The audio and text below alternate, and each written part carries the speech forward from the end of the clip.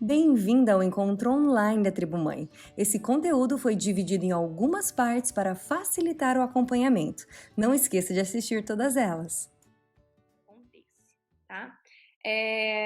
Outro tópico que eu coloquei aqui é a diferença do eu não vivi meu sonho por causa da maternidade versus apesar da maternidade, a minha mãe correu atrás dos seus sonhos, né? E mais uma vez, o melhor ensinamento é aquele dado através do nosso exemplo de vida. A gente conversou sobre isso semana passada, comentamos sobre as mamães que têm é, a vontade, né, de ter algum plano, tem um sonho, algo que ela gostaria de ter feito e não deu tempo de fazer, às vezes a maternidade pega a gente de surpresa, ou você ainda tem um sonho, né? Porque também você planejou que não nascem sonhos na gente durante a maternidade, né? Nada impede de que você tenha tido uma ideia, talvez agora na quarentena veio algo na sua cabeça, algo que você quer fazer, um curso, ou um aperfeiçoamento, ou abrir um negócio, enfim, seja o que for, né? A vontade, o sonho, vamos chamar de sonho isso que vem até você, né? E a importância de dar ouvido a esse sonho, de correr atrás dele. Talvez você não vai conseguir realizar esse sonho da maneira que uma pessoa sem filhos vai conseguir realizar esse sonho. Talvez te leve mais tempo, né, para você realizar esse sonho. Talvez ele vai ter que acontecer de maneiras diferentes, graduais, aos pouquinhos. Talvez eu vou ter que delegar mais, eu vou conseguir fazer uma parte agora e uma parte depois, quando meu filho estiver maior. Talvez hoje eu consiga fazer toda a estruturação desse sonho. E quem já abriu uma empresa ou quis aprender alguma coisa, um curso diferente, sabe que tudo isso exige uma estruturação. Quando você vai abrir a sua própria empresa ou um e-commerce, né, seja o que for, ele precisa de um momento de sentar e botar no papel e planejar. Então, talvez isso você consiga fazer agora.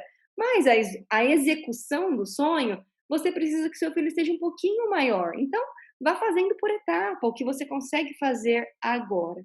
Deixa eu só ver que tem uma pergunta aqui da Jéssica. É, sobre os sonhos. E quando a gente está em um momento em que a gente não consegue nem pensar direito em nenhum sonho, pois você está envolvida 200% com a maternidade. Isso é muito real, né? A gente tem tanta coisa para pensar na maternidade, e eu falo também bastante com as mamães em relação a isso, né? Porque quando você está grávida e você está fazendo um planejamento aí é, em relação à sua maternidade, né?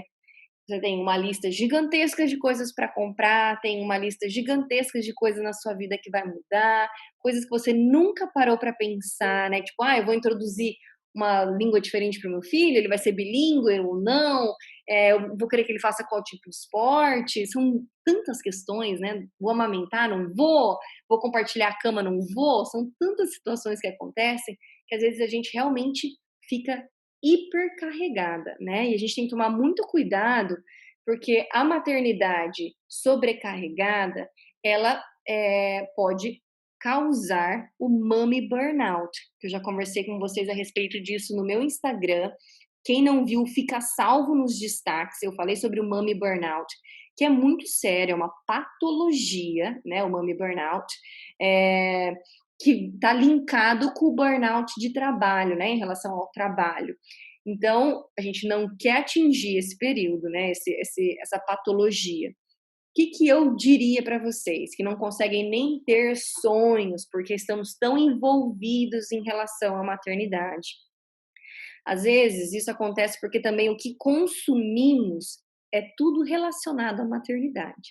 Então, por exemplo, se eu vou entrar num canal do YouTube para assistir alguma coisa no meu YouTube, é sobre maternidade ou sobre criança. Se eu entro no meu Instagram, tudo quanto é tipo de pessoa que eu siga em relação à maternidade ou à criança. Então, o que a gente pode fazer para começar a mudar e começar a colocar, digamos que assim, cada área da nossa vida é como se fosse um potinho de planta, né, um vaso, digamos assim. Então, digamos que o seu vaso de sonhos pessoais não está crescendo. Para que ele comece a crescer, dar vida, brotar coisas aí nesse vaso de sonhos, o que a gente precisa? A gente precisa começar a adubar esse vaso, né? Adubar, regar, cuidar, cortar as ervas daninhas. A gente precisa desprender um tempo para esse vaso dos sonhos. Como que a gente começa fazendo isso? A gente começa pensando, primeiramente, no nosso dia a dia, né? Eu consumo Instagram, eu consumo Netflix, eu consumo YouTube. O que que eu consumo? O que que eu leio? Então você vai pensar qual é a sua realidade e você vai buscar os fatores para regar essa planta de uma melhor maneira. Então, por exemplo, eu sigo o Instagram, não sei é, o que eu quero para mim, quais sonhos eu quero ter, vou começar a seguir mulheres que me inspiram nisso. Mulheres que são empresárias, mulheres que são bem-sucedidas na sua área, independente se ela é empresária ou não, mulheres que passaram por uma transformação de vida e que te inspira. Enfim, você vai buscar mais informações, estar rodeada de outros assuntos a não ser a maternidade, porque não somos só a maternidade, né? A mulher é muito mais, ela é feita de outras coisas, e às vezes a gente acaba também regando demais esse vaso da maternidade, e a gente sabe que o de mais ou de menos também prejudica aquela planta, né? Então é importante você ter é, essa variedade, né, de assuntos na sua vida, de fatores na sua vida que te nutrem de maneira diferente, porque só a maternidade, ela não nutre a mulher por 100%, né? Ela pode ter uma significância muito grande. Eu não sei se vocês viram uma propaganda que teve no Brasil, eu não vou me lembrar de que produto era, mas eu achei a propaganda fantástica, eu posso mandar no grupo depois para vocês. E a propaganda eram crianças na posição de psicólogos e a mãe entrava como se fosse num consultório e o psicólogo era o filho. E o filho fazia várias perguntas para a mãe. E no final, a última pergunta era: mãe, o que que você vai ser depois que eu crescer? E ele é um chacoalhão essa pergunta, né? Porque a gente normalmente pergunta para a criança o que que ela vai ser quando ela crescer. E a criança pergunta para a mãe: o que você vai ser quando eu crescer? Quando eu sair de casa, quando eu bater as minhas asas, quando eu tiver os meus sonhos para realizar, o que que você vai ser, né? Então isso a gente tem que construir hoje, né? Porque essa falta de construção pessoal lá na frente, quando os filhos saem de casa, ela resulta na síndrome do ninho vazio, né? Não sei se vocês já ouviram falar nesse termo, mas são as mulheres, mães, que depois que os filhos crescem, né, elas depositaram aí praticamente 100% das suas vidas na maternidade. Quando os filhos crescem e saem de casa, elas ficam se sentindo como se não tivessem mais propósito, se elas não tivessem mais função na vida, porque a função dela era a maternidade. Então, é uma reflexão para se fazer. O que que eu quero ser, né? Porque você, por ter se tornado mãe, não deixa de ser a mulher que é, né? Assim, como a gente casa, a gente também não deixa de ser a mulher que é. Então, é claro que a maternidade, por alguns anos, vai tomar muito espaço na nossa vida. Concordo. Acho que realmente toma muito espaço na nossa vida. Mas a criança vai se tornando independente, né? E a gente tem que ir recuperando o nosso espaço, a nossa independência, né? E ir crescendo em relação a isso. Deixa eu só ver se eu consigo ler mais o que vocês me mandaram aqui. É,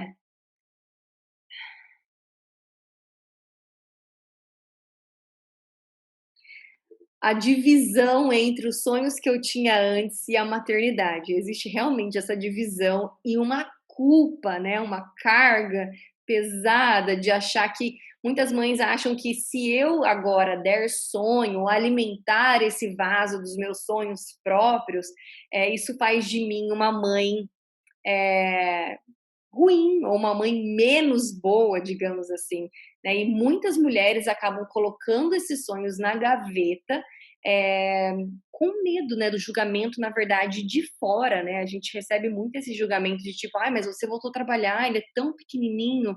E essas frases assim vai minando a nossa confiança, né? Às vezes você estava tão alegre, se sentindo tão bem e satisfeita que você está, né, dando voz àquilo que você sonha, e de repente alguém fala assim: nossa, mas você não tem dó de pôr na escola?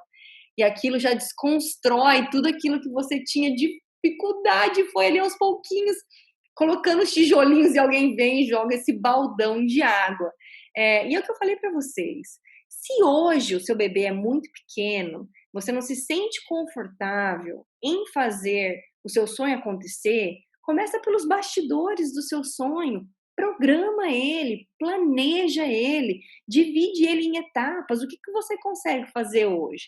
Isso já vai te dando uma sensação de satisfação pessoal, o que ajuda você a manter esse sonho vivo e ter na sua mente de que tudo bem que agora ainda não, mas ainda não, não quer dizer que nunca mais, né? É ainda não, mas eu estou programando, ou estou pesquisando, meu sonho é esse, eu vou pesquisar outras pessoas que seguiram esse sonho. Quais foram as dificuldades que elas tiveram? Então você vai se munindo. Eu gosto muito da frase que fala assim que a pessoa inteligente, ela aprende com os próprios erros. A pessoa inteligente aprende com os próprios erros. A pessoa sábia, ela aprende com os erros dos outros. Então, às vezes, tem alguns erros que você nem precisa cometer ao ver que outras pessoas que já passaram por aquilo estão te falando: olha, quando você for fazer tal coisa, não busque esse caminho, porque eu penei nesse caminho, não faça isso, né?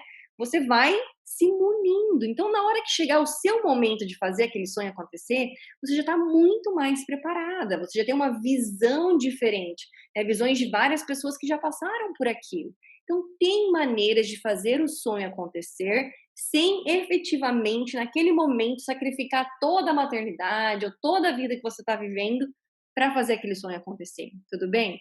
Talvez o sonho não possa ser feito de 1 a 100 em questão de meses, talvez vai te levar anos, mas é aquela história, né? O mais importante é chegar lá e não quão rápido você chega lá, né? Então, ser fiel ao seu próprio sonho. Deixa eu ler mais aqui mensagens. O difícil é fazer 50%, né? 50 da maternidade, 50 de outras prioridades, como os nossos sonhos. Lembrando que se o seu bebê exige mais de você, então você faz 80-20%. Hoje, levando em consideração que esse bebê cresce, esse bebê vai ficando cada vez mais maduro, cada vez mais independente. E daí esse 80-20 vai virando 70-30, entendeu? Ele vai equilibrando, ele vai aumentando um pouco aqui. Ah, agora ele ficou doentinho, preciso voltar para o 80-20 ou para o 90-10, 90% maternidade, 10% meu sonho. Mas ir sempre percebendo que, olha, meu bebê já brinca um pouquinho mais ali sozinho, então quer dizer que eu tenho aí uns 15, 20 minutos que eu consigo tirar para mim, que eu consigo investir nesse sonho, tá? É uma coisa que a gente consegue mudar da água para o vinho, da noite para o dia? Não, é que nem eu falei para vocês. Paciência com o processo de mudança, ele leva tempo. A gente precisa ser flexível com as frustrações para que a gente não pegue esse sonho e jogue no lixo. Para mim, só tô lendo aqui a mensagem para comentar com vocês, tá?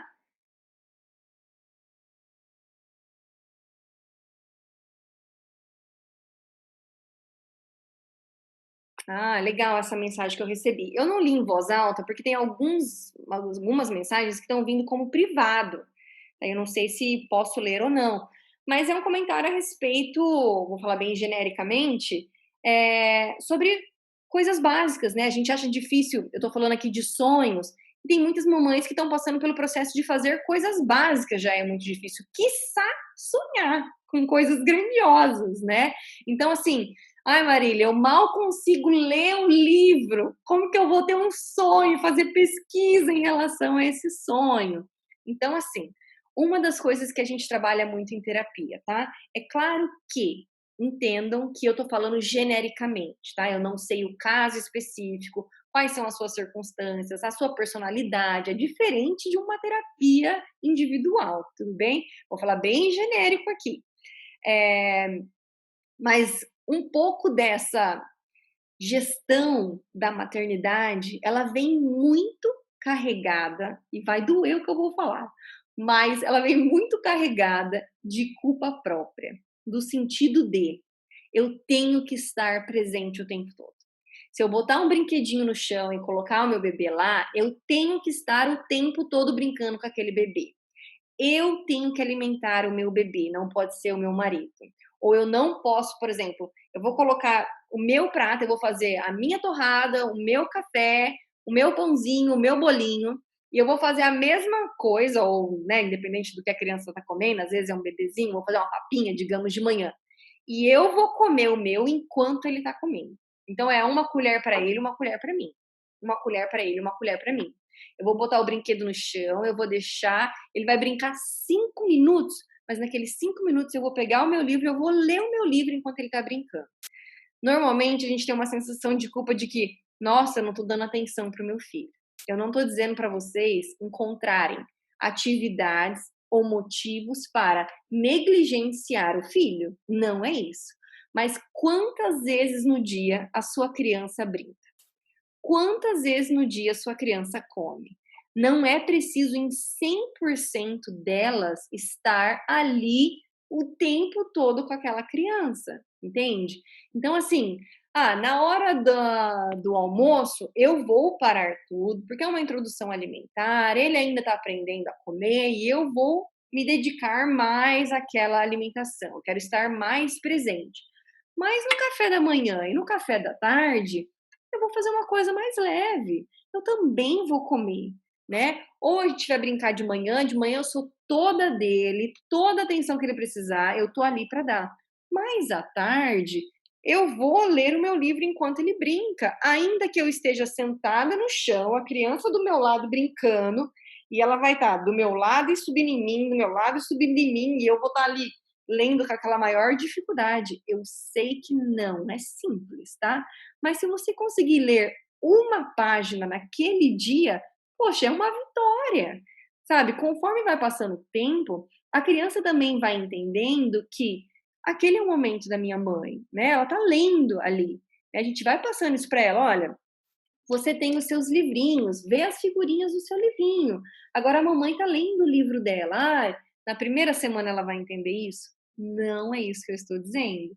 Mas conforme a criança vai crescendo, ela entende que, tá, agora é o meu momento de ficar aqui brincando e me entretendo sozinho, entendeu? É um processo. Eu não sei qual que é exatamente a necessidade da pessoa que me mandou a mensagem, mas eu tô falando no genericamente, tá? É vitórias pequenininhas, é conseguir passar um creme no rosto que leva aí 3, 5 minutos e você vai estendendo conforme você e a sua criança vão se sentindo confortável, tá? Se você tem essa dificuldade, essa culpa de que, quando eu falo com meu marido, fica você, vou tomar um café por 15 minutos, se você fica se sentindo culpada, ao terminar o seu café, não é para não fazer. Ao terminar o seu café, vá até o seu filho e fala para ele: eu morro de saudade de você quando eu tiro 15 minutos sozinha. Entende? Para a criança também entender que o amor vai e volta, a minha mãe vai e volta, ela tem as necessidades dela, mas ela me ama, ela continua me amando ainda quando ela faz as coisas dela. Isso é algo aprendível. A gente critica tantos relacionamentos de pessoas que são obcecadas por aquele marido, obcecada por aquela esposa, não faz nada sem o marido. E é assim que a gente vai ensinando a criança que, ainda que tenhamos tempos separados, ainda assim nos amamos. Isso não afeta o nosso amor, independente de onde eu estiver. Então a criança entende que, quando ela começa a ir para a escola, ainda que eu estou lá longe da minha mãe, que eu não vejo ela por horas, a gente ainda se ama. Nosso amor não é abalado nessa separação. Então é uma maneira de ensinar de uma outra maneira, entende? Sobre o amor. Se você se interessa por esse conteúdo, não se esqueça de nos acompanhar nas redes sociais. Isso ajudará a fortalecer ainda mais a nossa tribo. Links na descrição.